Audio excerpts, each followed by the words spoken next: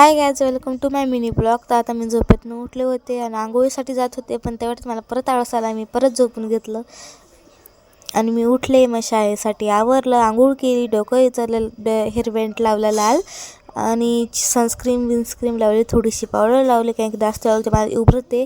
आणि मी शाळेत जाते. भेटूया, बाय बाय.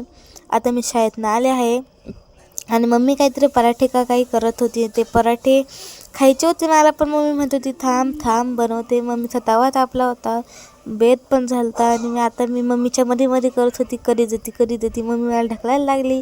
या बा, मम्मीचा इथं बेत पण झालेला आहे, तवा पण तापलेला आहे. मम्मी म्हटली 5 मिनिटात देते. 1 तास लावला मला द्यायला.